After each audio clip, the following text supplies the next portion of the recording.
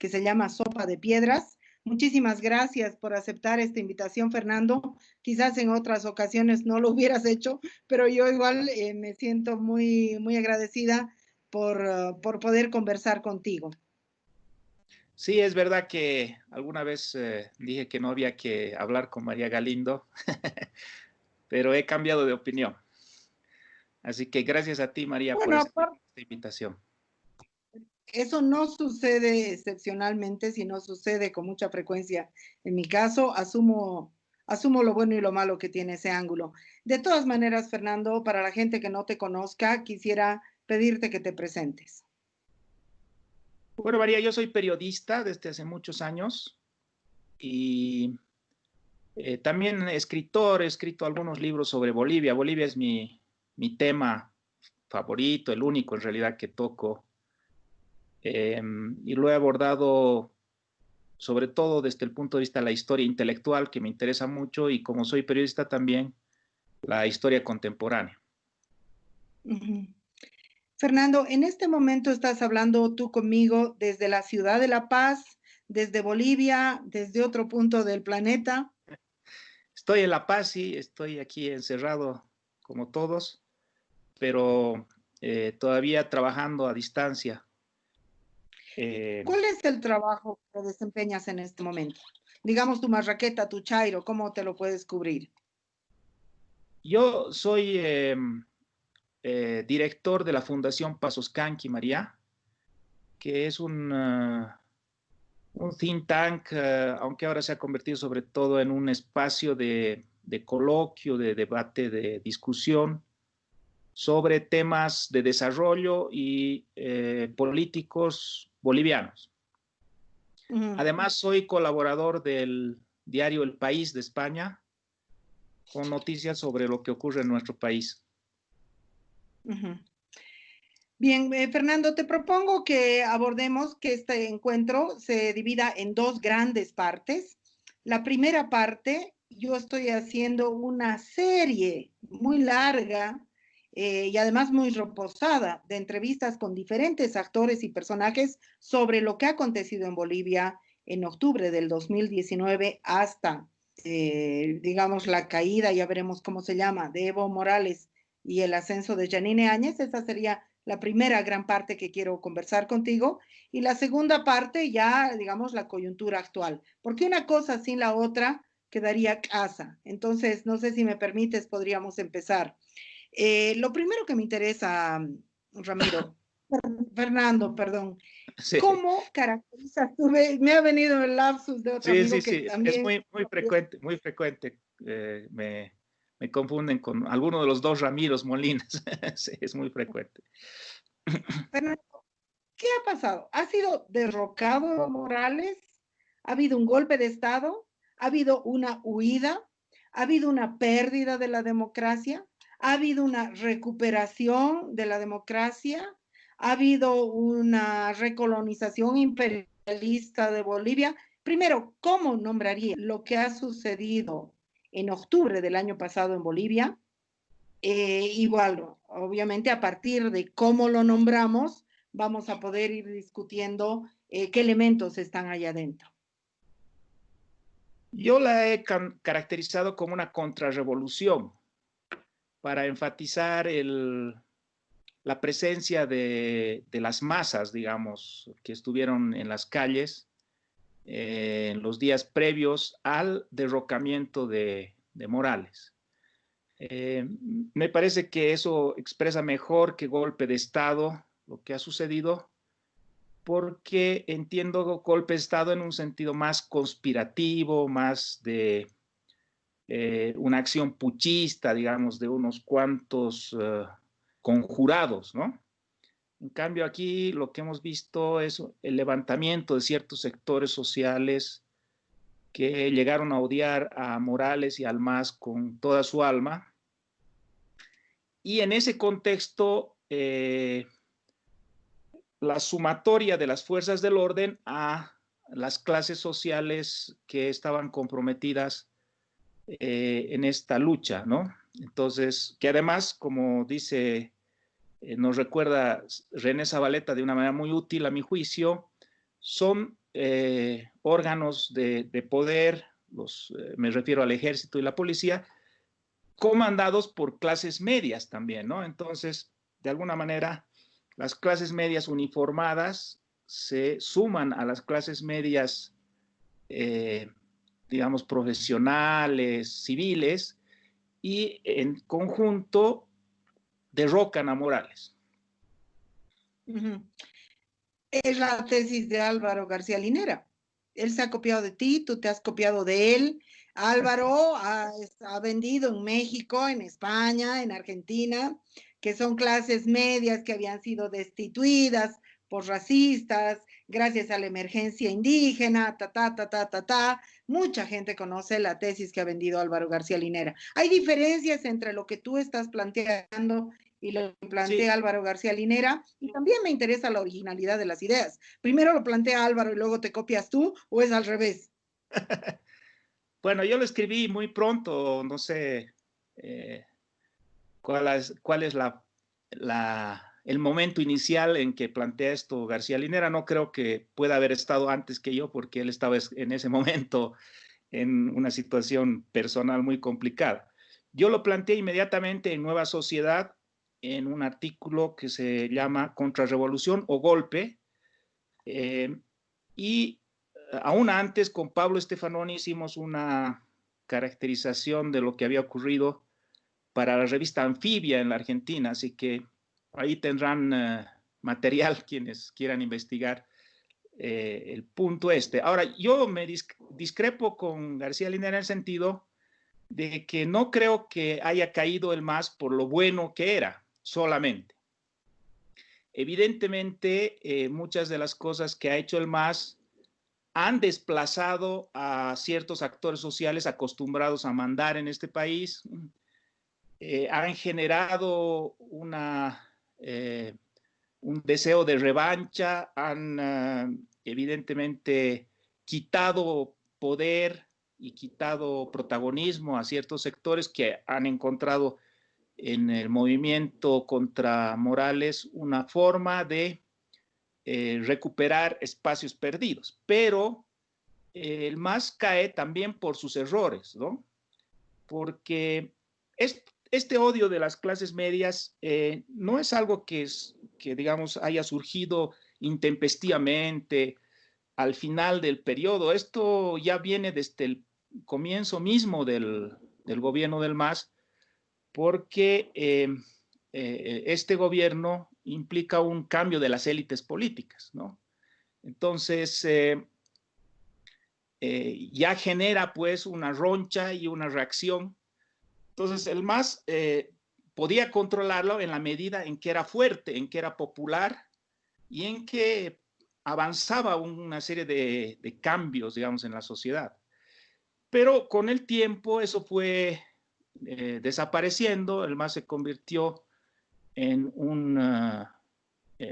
en un movimiento político mucho más convencional, lo cual tiene algunas ventajas, pero también le va socavando su base política.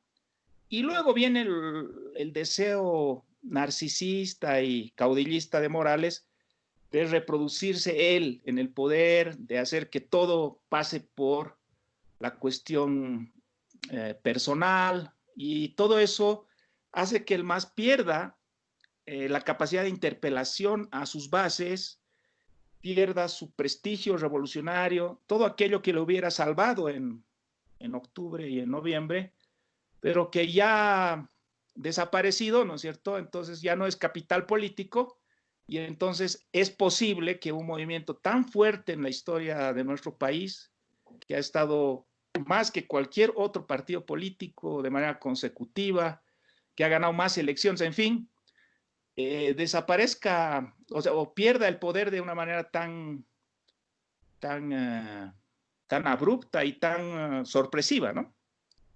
Sí, es muy difícil de explicar. Yo no por nada estoy haciendo esta reconstrucción con diferentes personajes, porque hay una disputa por la narrativa de lo que ha pasado en octubre del año pasado, que sigue vigente y sigue fresca. Si tú dices contrarrevolución, ¿tenemos que entenderte que estaba aconteciendo una revolución en Bolivia con Evo Morales? en el sentido de cambio de élites políticas, ¿no? Yo apelo a mi bagaje leninista. Debo Yo también, contarte que si acaso. creo que para hablar de estos temas de la política boliviana, que son temas clásicos, digamos, de la disputa por el poder y por el sentido social, ¿no? Hay que recurrir a los grandes revolucionarios, a los grandes clásicos, digamos, de la politología, ¿no? Y contrarrevolución o revolución en el sentido político significa un cambio de élites. Yo creo que el MAS no ha hecho una revolución social, sin duda. Se mantuvo la sociedad boliviana, mantuvo sus pilares económicos e institucionales tal como los tenía antes. Ha habido cambios ahí, pero nada, digamos, suficientemente radical. Pero en cambio sí ha habido un cambio en las élites políticas. Se desplaza toda la élite neoliberal y se sustituye por una élite de proveniencia campesina, más plebeya, ¿no?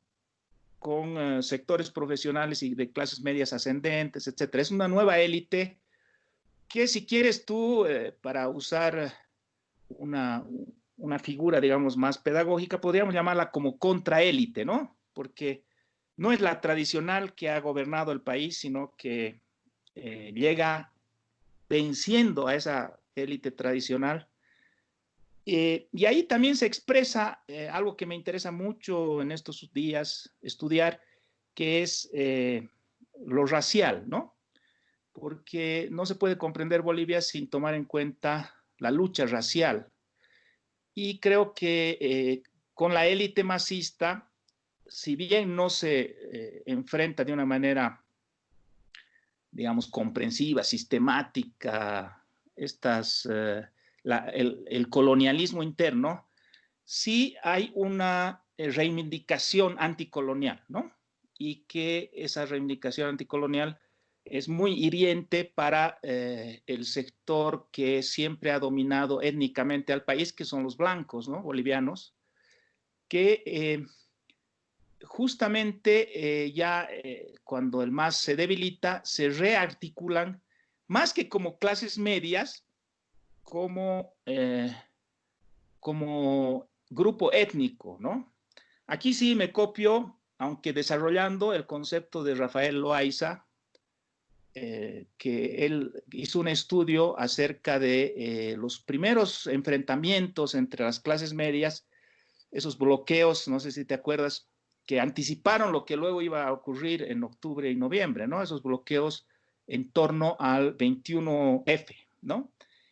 Donde los rebeldes son por primera vez las gentes de la zona sur, ¿no? Que bloqueaban yendo al bloqueo con sus tremendas camionetas, todo esto que luego lo vimos mucho más desarrollado. Y él hace un libro en torno a este fenómeno, señalando que estos sectores sociales se estaban etnizando o racializando como no indígenas, pero este término de no indígena, que parece muy neutro y muy técnico, ¿no? Lo cargaban de una potencia racista profunda, porque no indígena significa no manchado, ¿no? No mancillado por lo sucio, lo despreciable de lo indígena, que ya no se llama así, sino se llama masista, ¿no? Entonces ahí se cruza el viejo racismo ancestral con nuevo sentimiento, este nuevo espíritu en contra del gobierno, alentado por los errores y por los excesos del gobierno. Y entonces, de alguna manera, eso explica por qué estas clases medias son tan potentes, digamos, en este movimiento, ¿no? Porque yo me acuerdo que Álvaro García, entre otros masistas, estaban bastante consolados o se consolaban a sí mismos diciendo, bueno, pero la clase media nunca sale de las redes sociales, ¿no? Dura poco en las calles, se van a cansar, van a preferir su confort a la lucha social, etcétera. Y eso más o menos es cierto casi siempre, ¿no? Pero en este caso hay una gran potencia movilizadora de estas clases medias porque no actúan como clases, esa es mi tesis, sino como grupo étnico, ¿no? Como parte de esta guerra de razas que ha dividido la historia del país a lo largo de todo este tiempo. Bueno, yo, por supuesto que aquí lo que nos interesa es tu interpretación, pero ya que me lo estás diciendo en la cara, tengo que decirte en la cara que discrepo profundamente contigo y que puedo señalar varios ejemplos que rebaten rápidamente lo que tú estás diciendo. Por ejemplo, el cambio en la Fundación Cultural del Banco Central, que ha sido siempre el dije de estas élites, porque ha sido una plataforma para exhibir su condición de ilustrados, prácticamente ha sido entre Sergio Prudencio y Mariaca, que son análogos equivalentes y equidistantes, por ponerte un ejemplo. Solo Elvira Espejo sale como excepción ahí. O por ponerte otro ejemplo, todos los poderosos del MAS vivían en la zona sur. Todos, todos, todos. Empezando en el Evo, el Álvaro, Romero, y todos vivían en la zona sur, supuestamente la zona que los ha derrocado. Entonces, yo la verdad es que ese proceso revolucionario que tú ves, yo no lo veo para nada. Yo creo que ha sido, o sea, poner una chola en la recepción puede ser también un acto fetichista, jerárquico y deplorable, que es un poco lo que ha hecho Yanine Áñez. Y poner otro ejemplo, Yanine Áñez y Adriana Salvatierra son actoras equivalentes y equidistantes. Son actoras equivalentes y equidistantes desde el punto de vista de su origen de clase.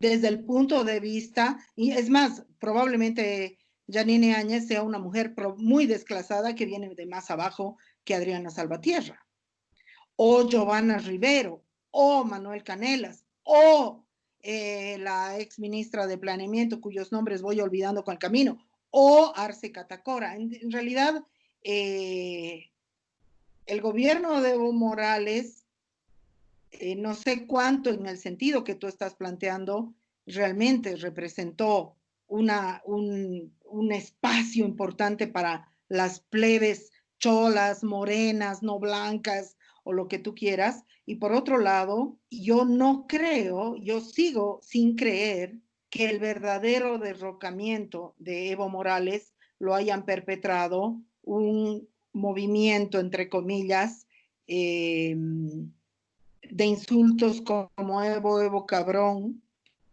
porque es lo que desarticulado completamente, de matones que trajo además Fernando Camacho de Santa Cruz, porque yo lo vi, y un movimiento que no tenía ninguna fuerza, ninguna organicidad, ningún ideario, más que no al indio. Es decir, no era un movimiento. Las famosas pititas han demostrado que no eran nada más que un suflé. Entonces, no es eso lo que ha derrocado a Evo Morales.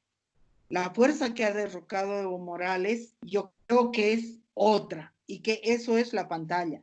Discrepo contigo, pero bueno, lo interesante es que tú nos digas lo que ha pasado, conocer lo que tú quieres decir. A mí me preocupa mucho la tesis que estás enarbolando, porque si bien aparentemente es una tesis antirracista, es una tesis profundamente retrógrada, porque nos devuelve un siglo atrás, cuando la guerra civil en Bolivia. Nos devuelve a Zárate Vilca. ¿Estamos ahí? No, no estamos ahí. Sin duda ha pasado la revolución del 52, que ha hecho cambios muy importantes, pero aún aceptando que el MAS haya hecho muy poco, no cabe duda, creo que con eso coincidirás, que la reacción que ha generado en estas élites blancas, quizá no porque sea tan importante el avance que haya propiciado, sino por el mismo hecho de que son élites absolutamente conservadoras y acostumbradas al dominio, ha sido un efecto importante porque los ha enloquecido, ¿no? Si tú ves lo que significa el antimasismo en este país en este momento, y más aún en las fechas que estamos evocando, no puedes explicar eso solamente como ideología política. Hay una reacción social, psicosocial, ¿no? De Claro, pero total el policía que quema la huipala, que se arranca la huipala del uniforme, tiene su madre en el Alto o en las provincias del Altiplano de La Paz.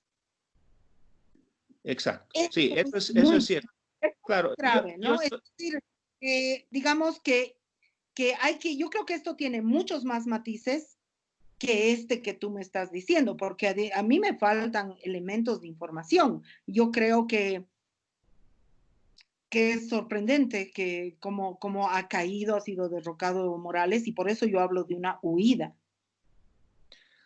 Y eh, además no considero, me parece muy peligroso, Fernando, que lo califiquemos a Evo como víctima de esto. no, no, no, no. Yo creo que es el mayor responsable. Yo creo que es el mayor responsable porque él de una cosa estaba consciente, creo, a lo largo de su carrera política, y era de este asedio a su posición, ¿no? Él sabía muy bien con quién se estaba enfrentando y qué podían hacerle. Y a pesar de eso, él es capaz de arriesgar todo por su deseo personal, ¿no? Yo creo que él es el gran responsable, no solamente de que haya caído el MAS, que finalmente afecta a su partido, etcétera, sino también de que estemos viviendo estos momentos tan reaccionarios en el país, de tanta incertidumbre. El responsable es Evo Morales, él nos ha regalado este gobierno y nos ha Oh, regalado la situación en la que estamos viviendo. Y eso lo ha hecho porque ha perdido la visión de lo que él representaba y además porque no ha tenido la generosidad de sacrificar su propia ambición a la salud de su movimiento, lo cual sigue haciendo hasta ahora. Además, no ha aprendido del hecho tan dramático, ¿no?, que ha tenido que vivir. Yo creo que tienes razón en el sentido de que eh, hay fuerzas más importantes que finalmente deciden. Claro, porque Morales podría haber recurrido a determinados mecanismos de fuerza para defenderse y esos mecanismos fallan, ¿no? Lo que da el jaque mate no es el bloqueo de las pititas, lo que da el jaque mate es el motín policial, ¿no? Y entonces ahí entra, claro, la teoría de que eso ha sido inficionado desde afuera, ¿no? Yo creo que aunque hubiera ocurrido eso, es decir, que ha habido dinero, ya Camacho ha confesado algunas cosas y demás, eso no quita el hecho de que la policía no se hubiera dado la vuelta si no había cierto entorno político muy propicio a eso, si no se había desprestigiado de esa manera el gobierno, si no había ese caldo de cultivo que crea ese movimiento popular. Entonces,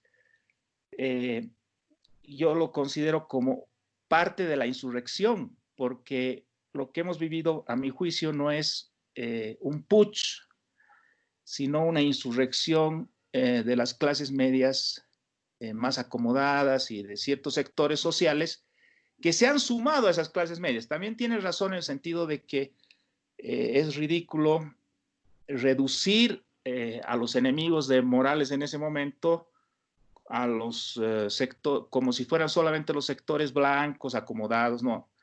No hubiera ocurrido lo que ocurrió si sectores populares no se sumaban, ¿no? Si Pumari no movilizaba a Potosí, si la propia COP no pedía la renuncia de Evo Morales, ¿no? O sea, no nos olvidemos eso. No solamente los militares, también la COP.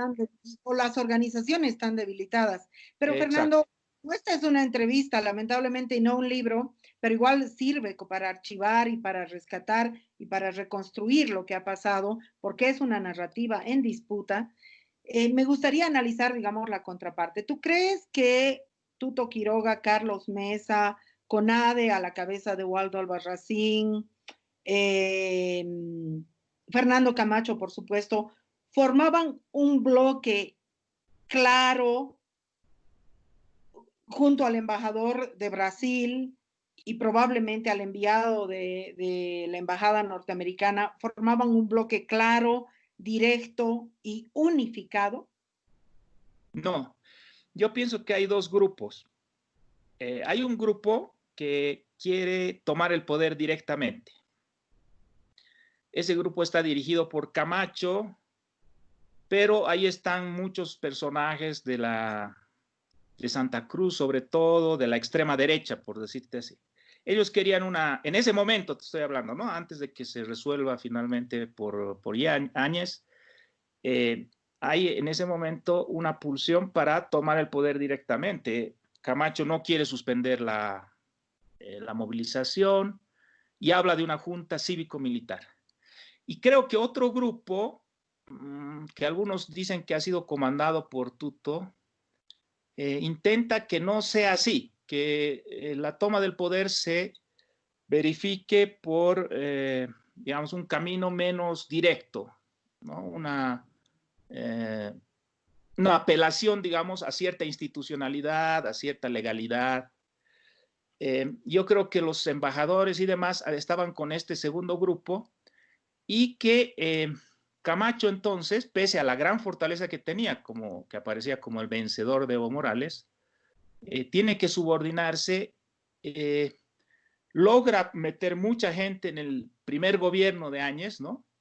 Pero en ese momento, cuando delega a sus ministros el poder que había acumulado, como que se desinfla, ¿no? Y luego esos ministros son o cooptados, como el caso de Fernando López de Defensa, o echados del gobierno, y entonces Camacho pierde el poder, ¿no? Yo creo que hay una pulseta entre esos dos sectores para quién se hacía del poder, y al final el sector que no estaba en el frente de batalla, sino que había tenido la suerte de ocupar ciertas posiciones políticas que son claves dentro de la legalidad boliviana, es el que, digamos, se beneficia, se recompensa de este vanguardismo de Camacho. Ahora, Fernando, me interesa a mí mucho tu percepción sobre el papel de Carlos Mesa en esto. Quiero dejar claro a la audiencia que yo he invitado de forma directa a Carlos Mesa a dar las explicaciones correspondientes, como lo hice con Waldo Albarracín, a quien le deseo una pronta recuperación. Y Carlos Mesa no quiere por nada asistir a una reconstrucción, siendo que es, a una reconstrucción de los hechos, siendo que es historiador. ¿Cuál es, desde tu percepción, el papel y la responsabilidad de Carlos Mesa?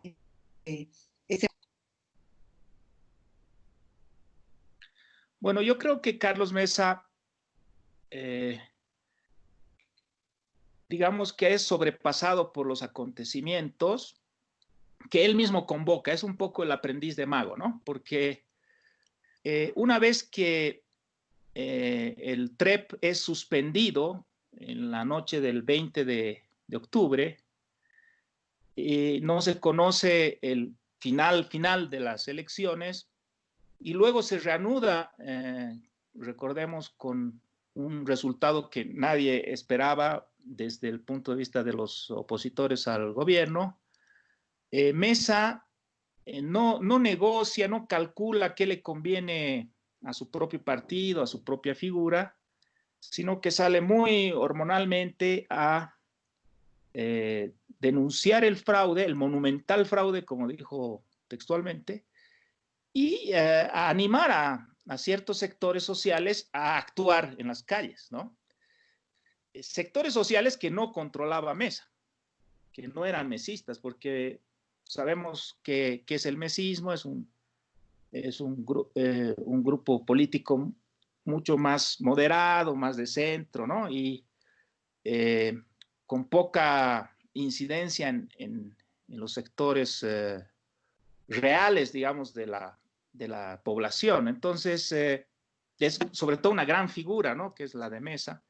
Entonces, esos sectores que se empiezan a movilizar no respondían a Mesa y se van mucho más allá de lo que seguramente él hubiera deseado.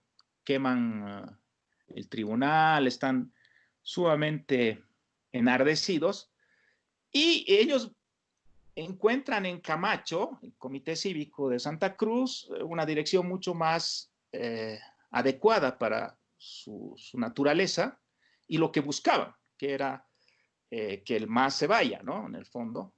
Entonces, esos sectores se van articulando, van creciendo, Santa Cruz para completamente. Ahí yo creo que no hay que despreciar esa capacidad que tienen las clases medias de paralizar el aparato productivo de muchas ciudades, ¿no? Lo cual pone contra las cuerdas a Morales. Pero en ese momento ya Mesa había perdido ya el liderazgo. Recuerdo que no fue, Camacho no lo recibió cuando él fue a Santa Cruz a visitarlo, ¿no? Y entonces le manda a un emisario y en ese momento entonces Mesa ya pierde las pitas de control y entonces no puede frenar lo que se había desbocado allí donde le convenía, que yo creo que el MAS en cierto momento estaba dispuesto a darle, que era una segunda vuelta. Si hubiera habido una segunda vuelta, entonces Mesa era el paladín de todos los antimasistas y seguramente hubiera ganado la presidencia, ya sería presidente, ¿no? Y hubiera sido una salida mucho menos dramática y dolorosa para el país. Pero él ya no tenía esas condiciones, ya las había perdido.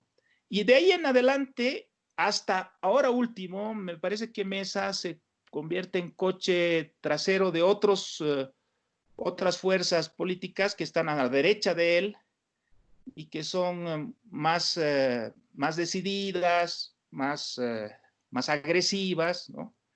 Y no se diferencia, no logra diferenciarse, excepto, como te digo, hasta cuando empieza a criticar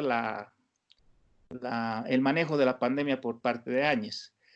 Y en ese seguidismo a esas fuerzas políticas más radicales, Mesa termina convalidando, por ejemplo, lo que hace el gobierno al principio, ¿no? Y en el momento de la negociación de lo de Áñez, me parece que tiene una posición más clara que otros seguramente respecto a que no debe permitirse que Camacho tome el poder directamente, pero que no se diferencia más que en eso de grupos como Tuto, como los demócratas. Creo que ahí sí hay una especie de consenso de parte de todos los políticos tradicionales e institucionales respecto a lo que había que hacer, que era, en su visión, suspender el vacío de poder de inmediato y entregarle, aunque sea no muy pulcramente, ¿no es cierto?, el poder a alguien que más o menos pueda decir que es legal.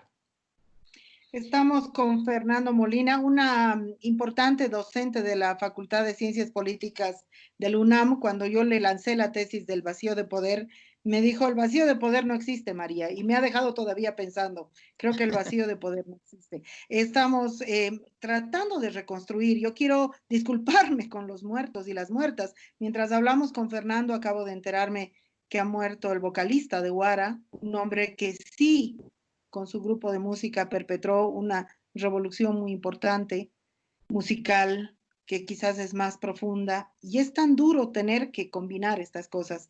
Fernando, las mujeres bolivianas, pero yo creo que la sociedad entera, tiene la obligación de analizar lo que representa la presidencia de una mujer.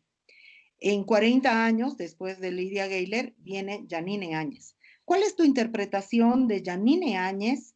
No como tu amiga, tu vecina, que sé que no lo, me imagino que no lo es, sino en su calidad de presidenta. No te digo qué clase de presidenta está haciendo ahora, sino cómo es que en un país con las características que tiene Bolivia, en un movimiento que era machista, patriarcal, misógino, racista, liderado por la policía y el ejército, aparece Yanine Áñez ungida como presidenta. ¿Cuál es la interpretación que como historiador te interesa hacer de esto? Bueno, yo creo que es una casualidad, para decirlo rápido, ¿no? Una casualidad. Ella estaba en el lugar preciso, en el momento preciso. No creo que haya soñado No con estaba esta... en el lugar, no estaba ni en el lugar. Ni estaba ni en el lugar, exacto, la traen, ¿no? No estaba bailando zumba en Trinidad. Yo la verdad es que presumo que ella estaba en eso. Sí, es una casualidad y es una figura que se usa para darle una salida a ese momento, cuando se puede discutir bueno, infinitamente acerca de si correspondía, no correspondía, etcétera, etcétera. Y luego ella muestra, eso sí, porque hay que ser justos, bastante ambición y bastante decisión, ¿no? Porque al principio llora un par de veces, parecía muy conmovida por lo que estaba pasando, y luego no tiene problema de representar, ¿no? Esa escenificación que se hace para el inicio de su gobierno, ¿no? Y lo hace con decisión. Esa foto en la cual está mostrando una gran Biblia, digamos, ahí se la ve decidida, se la ve eh, con claridad, digamos, acerca de lo que quería, ¿no? Y luego, bueno, mucho más todavía con su decisión de ser candidata, es decir, no solamente que ha asumido el papel que se le había asignado, sino que va más allá todavía de lo esperable, incluso contrariando a mucha gente, y se convierte en una política, o sea, bueno, no, expresa, porque siempre fue política tradicional de este país, ¿no? Expresa muy bien todos los valores, digamos, de la política tradicional. Ahora, ahí podríamos discutir si no hubiera sido mucho más grande su gesto si decidía no candidatear, ¿no? Pero en todo caso, se puede considerar a Áñez como eh, una expresión bastante legítima, genuina, digamos, de una clase política muy reducida y disminuida por 14 años de oposición a un gobierno muy popular, muy fuerte, autoritario, caudillista, etcétera. Entonces, eso como que ha limitado las posibilidades de desarrollo de todas las clases políticas. La oposición ha tenido que recurrir a un personaje de antes de ese proceso, que era Mesa, por ejemplo, para intentar encontrar a alguien que tenga una mirada distinta, una mirada más convocante, digamos. Mientras que Áñez es un resultado de eso, y en eso está también un poco, ¿cómo se llama? Estancada, ¿no? Si se fijan, si te fijas, el gobierno que está haciendo es un gobierno de oposición directa y muy mezquina y muy cotidiana al MAS, ¿no? Ese es como que la Bueno, gran... yo creo que ella no supera el hecho de que Evo sigue siendo en su cabeza el presidente, algo Algo así, es así. muy No, y luego de todo. es una oposición que, perdón, con esto termino, una oposición que su único sentido era oponerse al MAS, digamos, era como que ahí se acababa, ¿no? Entonces, ella lo está representando con esa dosis que tú has descrito de maternalismo, de aspiracional también que existe, que le dan obviamente un toque distinto a si fuera Murillo el presidente, por ejemplo, ¿no?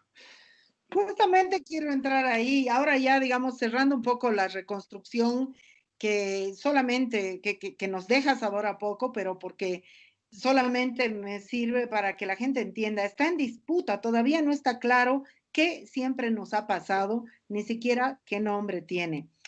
Yo parto de la hipótesis de que en este momento está gobernando el país un triunvirato que es Murillo, Arias y López. Y que Yanine Áñez se ha recluido en la residencia presidencial a descansar, a contar el dinero que le va llegando de lugares ilegítimos de la corrupción y que está jugando un papel completamente pasivo. ¿Quién está gobernando el país y qué está pasando en este país? Primero, ¿quién está gobernando? Y luego vamos a ver qué cosas realmente está pasando desde tu análisis. ¿Quién está gobernando en este momento Bolivia? Yo también creo que hay un gobierno colectivo, pero creo que Áñez es parte de ese gobierno, que él es importante porque en Bolivia el presidente siempre es importante, o la presidenta en este caso, y que además las personas crecen con las circunstancias también. Eh, ella de ser una senadora más bien de segunda línea, digamos, y muy derechista, muy radical, ahora se ha convertido en una figura importante para la sociedad boliviana, una figura referencial. Entonces, creo que ella también influye, pero estoy de acuerdo con que, a diferencia es una diferencia radical con Evo Morales, ¿no? No todo pasa por ella, que no es una caudilla indiscutida, y que por eso también hay bastante desorden en el gobierno, porque no hay una figura que centralice y entonces hay mucha competencia entre algunos personajes que has mencionado para hacer de presidente, ¿no? Para hablar por Áñez, para tomar decisiones, a veces consultándole a medias. Por ejemplo, lo que hizo Arturo Murillo respecto a las nacionalizaciones de las clínicas, ¿no? Las expropiaciones de las clínicas. Él dijo que le había consultado a la presidenta, pero después tuvo que retroceder. En fin, hay una pugna ahí y eso debilita, por supuesto, al gobierno, más en una época en que debería haber una... Entonces, es una especie de dilema eh, difícil de resolver porque cuando se afloja el caudillismo en nuestro país, surge una lucha intestina en el Estado, es casi inmediato, ¿no? Y luego cuando se resuelve esa lucha intestina, entonces aparece el gran caudillo y entonces, o la gran caudillesa, y entonces tenemos los problemas que hemos tenido con Evo, ¿no? Que se distorsiona todo porque todo pasa por la óptica personal y demás. Entonces, no encontramos una solución porque no es un Estado realmente institucional y democrático en el que participemos de una manera más diversa y demás, sino que es un Estado muy postizo ahí, mientras que las grandes decisiones de nuestra vida pasan por las organizaciones sociales más que por el Estado. Entonces, en el aparato público aparece o el caudillo o la fragmentación, ¿no? No sé si te contesta. No sé, yo la verdad es que tampoco creo que Evo Morales haya manejado absolutamente todo. Yo creo que muchas cosas se manejaban al margen de él. Yo creo que Álvaro García Linera se devoró una parte importante de la gestión de gobierno y que Arce, Catacora y el equipo económico también, mientras le daban dinero, por eso Evo fue un gobierno, digamos, hizo una presidencia de tarimas. Yo no creo que podamos tomar la imagen de que Evo manejaba las riendas absolutamente de todo. Era también una careta. Pero acá en el caso de Yanine Áñez, me importa mucho saber quién gobierna este país. Es decir, yo no sé si si en este país no hay gobierno, si en este país hay un triunvirato de fascistas masculino, misógino, conservador que necesita a Áñez como pantalla. No sé si en realidad aquí lo único que interesa es ver si se van a llevar hasta la silla que hay en alguna oficina y en realidad no hay un gobierno, sino hay una especie de extracción de lo que puedan, sustracción de lo que puedan. ¿En qué proyecto estamos? porque obviamente la democracia no parece ser ni los derechos humanos, ni el estado de tragedia de la pandemia, no parecen ser los elementos más importantes para el gobierno. Me parece que hay un intento de restauración, ¿no? De el país tal como era antes de Morales. Yo creo que hay un esbozo en ese sentido, pero la verdad es que el gobierno ha estado muy apretado por todo lo que ha ocurrido y además por su propia constitución, porque si te fijas, este gobierno no tiene ninguna coherencia al momento de ser constituido, se reparten el poder entre Camacho, Pumari y los demócratas, ¿no? Entonces, y además una serie de personajes que se hicieron célebres por su gran radicalidad en la crítica a Morales, como la señora Longarich, ¿no? Entonces, no es un gobierno coherente, es un gobierno muy golpeado por la coyuntura y no creo que haya realmente una claridad acerca de lo que se busca, aunque hay sí una especie de gesto, de instinto de clase restaurativo de las condiciones que habían antes de Evo Morales, que eran condiciones más cómodas para quienes son representados por este movimiento pitita, digamos, ¿no? Para las élites que son representadas por el gobierno. Entonces, habrá que ver cómo se desarrolla, ¿no? Ahora, yo creo... ¿Qué actitud restaurativa ves tú? Por ejemplo, ¿dónde la ves acontecer? Por ejemplo, en las relaciones internacionales, la cercanía con Estados Unidos, para sacar a Bolivia de esas amistades peligrosas que teníamos en la época de Morales, pero también en la economía, ¿no? Se ve cosas que además pueden ser positivas también, como una mayor preocupación por la sensibilidad de las empresas privadas, ¿no? Pero hay que ver hasta dónde se desarrollan, porque el grave riesgo contra el que yo he escrito es que se dé un péndulo, ¿no? Y volvamos a las mismas condiciones que hicieron posible a Evo Morales, porque Evo Morales, recordemos, allá por los 90 no era más que un dirigente campesino inteligente y movido, digamos, nada más, ¿no? Se No convierte era en lo que... diputado. Claro, y se convierte en lo que es por los abusos, por los errores, por el racismo de las élites neoliberales. Yo lo he visto eso de cerca, yo digamos que tengo entre mis arrepentimientos no haberlos dicho con más claridad en ese momento, pero se construyó a pulso, digamos, la victoria de Morales en esa época. ¿Y por qué? Porque se prefirió siempre la gratificación de clase inmediata, ¿no es cierto? Y porque se ignoró a los indígenas y sus demandas. Entonces, yo tenía la esperanza durante todo este tiempo de Morales que la élite hubiera sacado ciertas lecciones de esto, que hubiera aprendido y que postulara un proyecto más, digamos, más boliviano, ¿no? Que sea capaz de incorporar a los otros las demandas y más progresista. Pero no, lo que ha pasado ahora es un poco un falangismo nuevamente, ¿no? El falangismo es el lugar como el norte de la brújula para la élite boliviana, ¿no?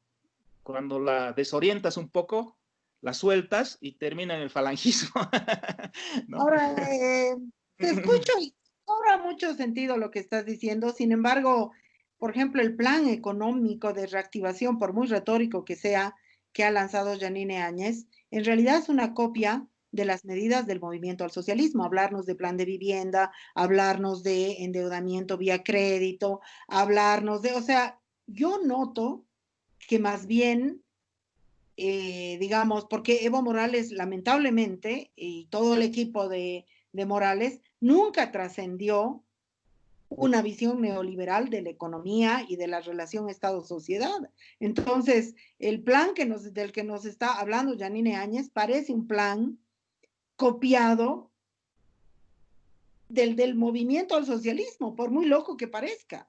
Entonces, en ese sentido, aunque tú me hablas de cierta restauración del pasado pre-evista, yo veo que lo están copiando, que no hay más ideas en el ambiente. Tienes razón en algo muy importante, es el papel del Estado, ¿no? En el programa de reactivación el Estado es muy fuerte, está repartiendo las cartas como siempre, ¿no? Y eso, claro, fue traído por Evo Morales después de una época en que la élite neoliberal planteaba que no querían Estado, que el Estado debía reducirse, de una manera bastante hipócrita porque el Estado no les interesaba en la medida en que no les favoreciera, ¿no? También, Claro. pero bueno, esa era otra cosa. Es verdad, en ese sentido es que nunca se dan las cosas igual que en el pasado, ¿no? Tienes razón, cada cosa es siempre peculiar y habrá que estudiar, parece que si el gobierno se va a seguir quedando, vamos a tener tiempo para ver cómo se va desplegando y se va desarrollando eso, porque en el programa de reactivación, al mismo tiempo que está tan presente el Estado, ¿no? Y muchas obras sociales de tipo keynesiano, es decir, de hacer empleo, aunque sea financiado con los impuestos para que la gente esté activa y así no se caiga la economía. Todo esto es necesario por la gran crisis económica que estamos viviendo, por supuesto. También hay algunos puntos que pueden desplegarse en un sentido diferente, ¿no? El hecho de que la banca sea tan importante, actora de este plan, el hecho de que se pida a las empresas estatales que rindan, que hagan un proyecto de cómo van a sobrevivir sin apoyo, en fin. No me atrevo tampoco a sacar ya conclusiones, pero sí, las cosas no se repiten y uno tiende, más los periodistas tendemos a veces a simplificar los procesos, ¿no? Estamos con Fernando Molina, él es director de la Fundación Pasos Canqui. Yo tengo entendido que ese es un proyecto de Samuel Doria Medina. Así es. Y bueno, él es un escritor, un periodista. Fernando, ahora quiero pasar al inmediato, políticamente, ¿qué está pasando en el país? Tenemos, desde tu punto de vista, ¿se deben o no se deben postergar las elecciones? Aunque la pregunta es sobre leche derramada, porque ya se han postergado para el 18 de octubre y no creo que eso pueda ser reversible. Pero ¿tú crees que en este momento, en el estado de ánimo de la sociedad, desde los parámetros de análisis que tienes tú, hay un deseo de que se cumplan las elecciones lo antes posible? No, yo creo que las encuestas expresan otra cosa, ¿no? Más bien que la gente no está preocupada por las elecciones, que está muy acongojada por la situación, muy golpeada, pues, ¿no? Hay que ganarse el pan, hay que lidiar con la enfermedad, nadie te ayuda, entonces es una situación en la que nadie está pensando en la política, aunque evidentemente no hay otra salida para la polarización que las elecciones, ¿no? Por lo menos si queremos mantener esto relativamente pacífico, ¿no? Hay muchos sectores que no quieren eso, que quieren alentar la confrontación, porque creen que así van a ganar y porque así además le dan razón a los sectores sociales que representan, ¿no? Entonces, eh, se aprovechan también del momento en el que la gente no está pendiente de eso ni está dispuesta a luchar mucho por eso, para apostar por otras salidas que no sean las electorales. Yo sé que tú eres crítica de la democracia representativa y demás. Pero no sé si estás de acuerdo con que las elecciones serían, dentro del ramillete de posibilidades que tenemos, la solución más pacífica, ¿no? Aunque condicionaba una serie de cosas, porque si el MAS gana, como puede ser, entonces se va a crear unas condiciones para la violencia, ¿no? Muy importantes. Creo que si no ganara el MAS, si ganara legítimamente otra opción antimasista, sería menos traumático. Pero si gana el MAS con un porcentaje muy importante de la población considerando esa posibilidad como la peor que se pueden imaginar, ¿no es cierto? Entonces probablemente haya reacciones violentas que no sabemos cómo van a tramitar también los propios masistas, ¿no? Pero en todo caso hay que apostar a la elección. Yo no veo otra salida, aunque también creo que se debe tomar en cuenta no solamente el hecho de que ir a votar es peligroso por el contagio, sino también que puede haber una atmósfera que impida que muchos sectores vayan a votar, y lo cual no es muy democrático, ¿no? Por ejemplo, los viejos no vayan a votar o ciertos sectores sociales no vayan a votar. Entonces, puede salir de ahí un gobierno muy cuestionado. Y Bueno, eso en una situación de polarización es grave también. yo tengo una percepción distinta. Por supuesto que yo estoy convencida que las elecciones no van a resolver el grave problema en el que estamos. Estoy convencida que en Bolivia se ha privatizado la política y que por lo tanto no es solamente un problema de democracia liberal antirrepresentativa, sino de un proceso de privatización de la política. El señor Chi tiene sigla y partido porque tiene millones de dólares detrás para haberse enchufado de forma además ilegal como candidato, porque el candidato era Paz Zamora y el señor Chi se ha enchufado fuera de la ley electoral, pero como tiene los millones y Evo Morales tenía, y es otra cosa que yo le cuestiono como boliviana y como mujer con toda mi alma, ha dejado hacer y pasar y crecer todo el fundamentalismo fanático cristiano en este país. Y el señor Chi es representante de eso. Entonces, yo estoy convencida que las elecciones no van a resolver nada, pero sí creo que en términos muy prácticos, es urgente realizar las elecciones lo antes posible, solamente con el efecto de sacar a Yanine Áñez del gobierno y al triunvirato fascista que está ahí, en realidad solo sirven para eso.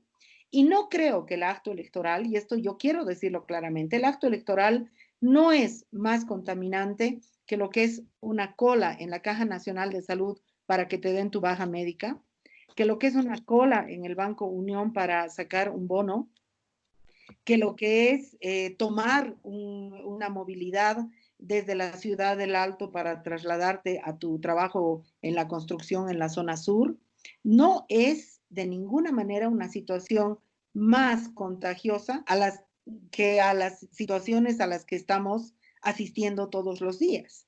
Entonces, en ese sentido, yo sí siento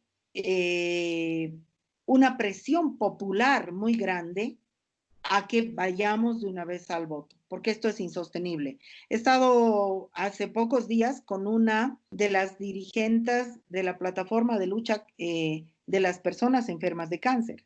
Esta persona, por ejemplo, que sería población vulnerable y que debería estar en su casa cerrada bajo 5 llaves, te dice, para mí el tiempo es vida. Yo necesito ir a votar ya, porque el último ministro con el que me he reunido era el señor Aníbal Cruz. Y para conseguir esa reunión hemos tenido que movilizarnos, pedir, llorar, y nada de lo que el señor Aníbal Cruz nos ha dicho se sustenta en nada porque ya no está ni ahí. Entonces, eso es solamente digamos, un relato para figurar algo mucho más grande. ¿Qué pasa con los de las pymes? ¿Qué pasa con tantos sectores que tenemos y tienen muchas cosas importantes que viabilizar. Y la propia Asamblea Legislativa Plurinacional, que está arrastrándose apenas, que todo está perdiendo en Bolivia legitimidad, y entonces en ese sentido yo creo que las elecciones, con todas las críticas profundas que podamos tener, yo creo que es mejor hacerlas más antes que más tarde. Bueno, yo creo y quiero aprovechar para relevar tu figura porque creo que lo que te diferencia de mí y de muchos intelectuales, bueno, intelectuales, periodistas, gente que opina en Bolivia, es tu cercanía con la gente, ¿no? Tu trabajo con la gente. Yo creo que eso te ha dado una perspectiva completamente distinta en este momento, en estos momentos que hemos analizado. Creo que eso es fundamental porque hemos visto a mucha gente que pensábamos progresista realmente desbarrar por aquí y por allá. Y eso es por falta de, de compromiso con la gente, ¿no? Yo creo que la gente está sufriendo mucho, que hay un conjunto de calamidades reunidas, ¿no? Unas de la naturaleza, otras de la economía, otras de la política, y que eh, hay que escuchar ese reclamo, ¿no? Porque es un reclamo realmente desgarrador y importante para que la sociedad pueda seguir adelante, que se resuelva, ¿no? Entonces, ahora yo te digo, desde el punto de vista de las encuestas, la mayor parte de la gente está en otra cosa, pero sin duda para muchos sectores es clave encontrar una salida a esta cuestión, ¿no? No estamos siendo bien atendidos, estamos siendo muy limitados en nuestras capacidades para hablar, para hacer política, y eso tiene que encontrar una salida democrática, es la única forma de restablecer cierta armonía, digamos, cierta concertación. Ahora, Fernando, para ir ya a la parte final, ¿podemos interpretar el escenario político formal boliviano como un escenario dividido entre derecha e izquierda, y quiénes representarían a la derecha y quiénes representarían a la izquierda? ¿O prefieres buscar otras categorías nuevas, más imaginativas, que nos aclaren más el panorama? ¿Cuáles serían los instrumentos con los cuales tú ordenarías un poco para la gente cuáles son los bandos enfrentados en las próximas elecciones? A mí me gusta izquierda-derecha, no me parece superado como muchos piensan, porque implican una forma de representar, de reflejar intereses económicos de bloques sociales, ¿no? Yo creo que no, no podemos sustraernos a esa lucha por Y el... entonces, ¿quiénes serían la derecha y quiénes serían la izquierda? ¿O cuántas derechas hay y cuántas izquierdas hay? Bueno, yo sé que me vas a reñir, pero yo creo que la izquierda en este momento es el MAS. Eso no quiere decir que sea izquierda en el sentido real de la palabra o algo por así, sino que funciona como izquierda porque tiene una posición antielitista, ¿no? Y además está representando a los sectores populares e indígenas. Luego tenemos un centro derecha, que sería Carlos Mesa, que busca reflejar más a las clases medias, pero sin una ruptura demasiado abrupta con este otro sector que se refleja en el MAS.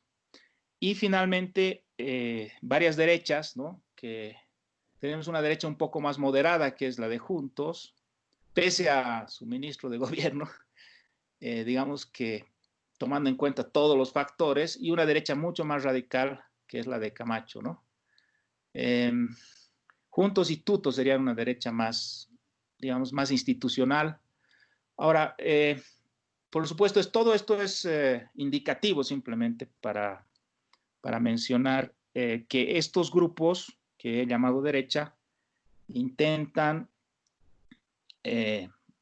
hacer un país que sea bastante distinto del pasado que construyó el MAS, ¿no? Yo creo que ese país, ahora, ¿quiénes van a ganar en ese país? Ya lo hemos discutido de alguna manera, todavía no está claro, ¿no? Hay muchas posibilidades, pero sin duda ellos buscan reforzar una élite nacional, que sería la élite tradicional blanca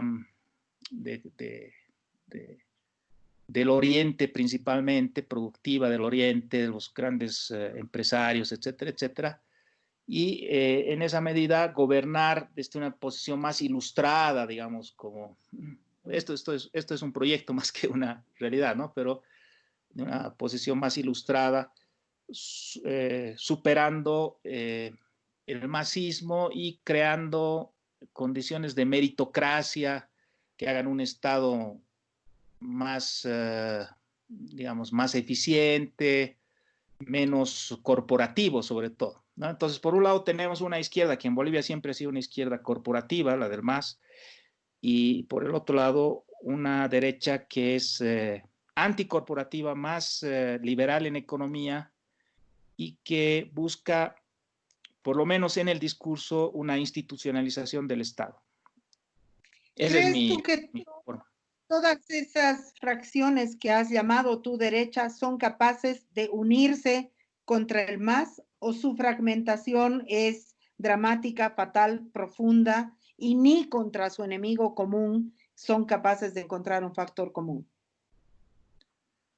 Claro, es una posición muy cómoda que es también típica de nuestra élite, ¿no?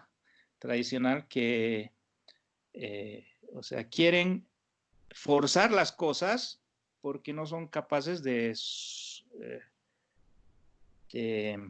desprenderse, digamos, de sus propios intereses y ganarle al MAS con facilidad, porque en este momento, o sea, no hay que perder de vista lo que hacen siempre los masistas, es perder de vista que ha habido una derrota histórica del MAS, ¿no? Esto que estás reconstruyendo tú puede llamarse así, una derrota histórica del MAS, que no se va a resolver pues de inmediato, como creen. Son muy electoralistas los masistas, ¿no? Y dicen, ya ganamos la elección y ya estamos de nuevo. No, esas heridas que hay en la sociedad son muy profundas. Es muy difícil que esto se resuelva rápidamente. Tiene que haber procesos y tiene que cambiar el MAS también, y no ha cambiado como vemos, ¿no? Entonces, como eso ocurre, la mayor parte de la población está en contra del MAS. Yo creo que podría ganar con relativa facilidad las élites alternativas al MAS si fueran capaces de ceder esos espacios de poder y esas ambiciones que tienen y apoyar a uno de los candidatos fuertes, ¿no? Ponerse de acuerdo, etcétera. Ahora, si no hacen eso, por supuesto, tienen que asumir la victoria del MAS en las urnas, ¿no? Y no pueden cargarse la democracia, que ese es el riesgo, ¿no es cierto? Eliminando al MAS o no reconociendo su victoria, por ejemplo, que no sería imposible de pensar, ¿no es cierto? No pueden cargarse la democracia porque no han sido capaces de articular una estrategia de clase coherente, ¿no?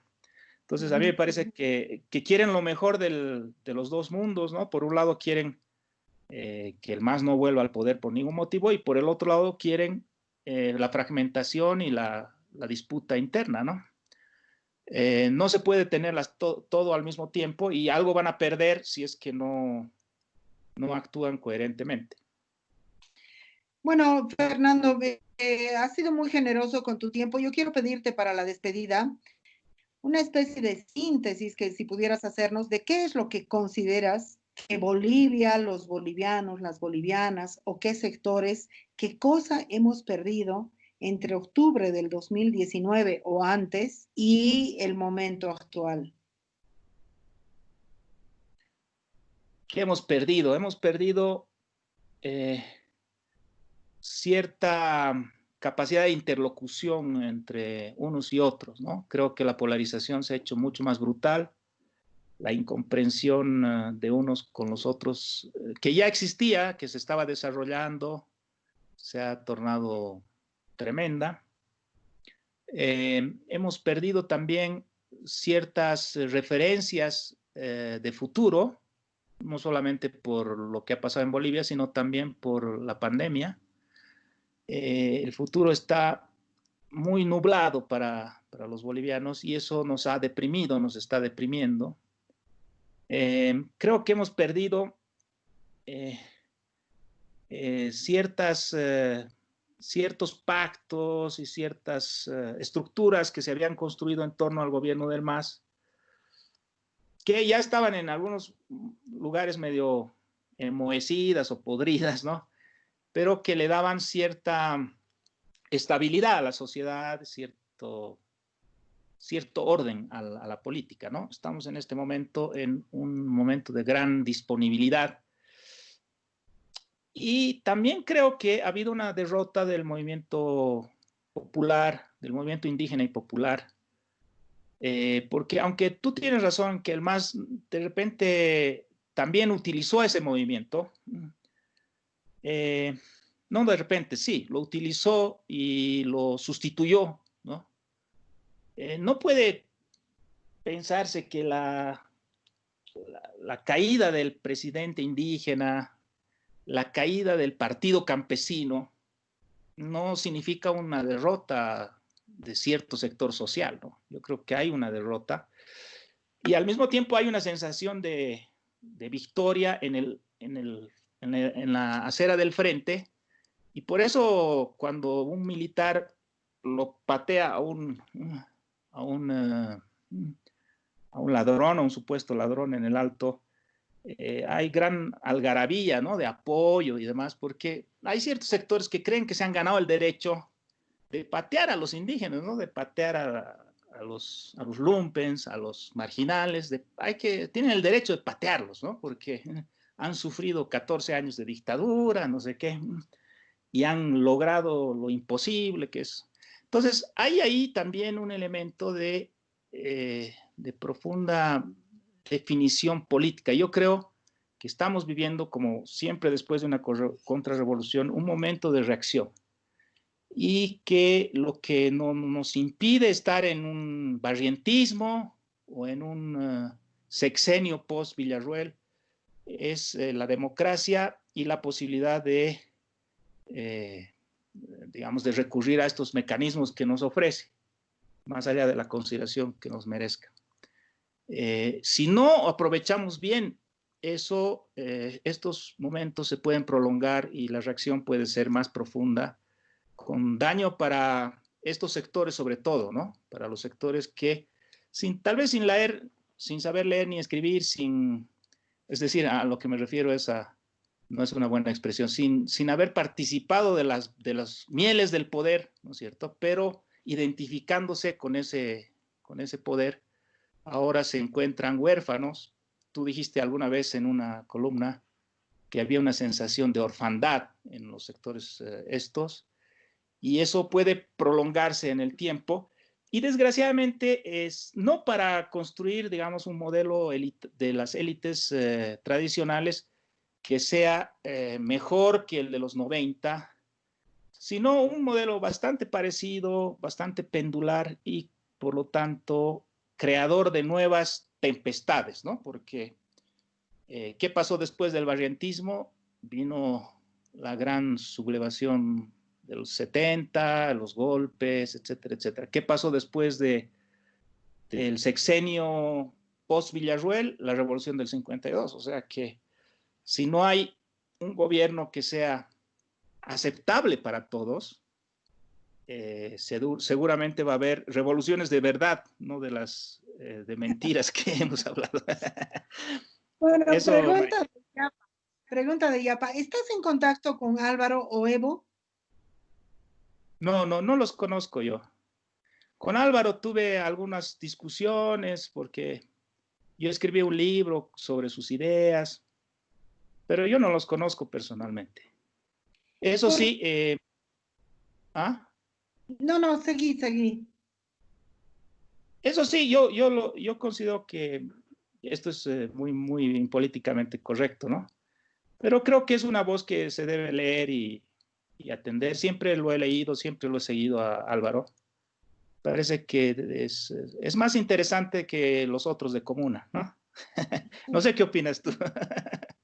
Bueno, ¿y por qué Samuel Doria Medina te da su trono? Porque la Fundación Pasos Canqui es un poco el tronito de Samuel Doria Medina para, no sé, intentar un perfil. ¿Por qué te elige a ti? Me acuerdo que Diego Ayo estaba en tu pega también y no entiendo muy bien, o sea, ¿y a ti no te incomoda trabajar para Samuel Doria Medina? Mira, yo tengo una relación vieja con Samuel.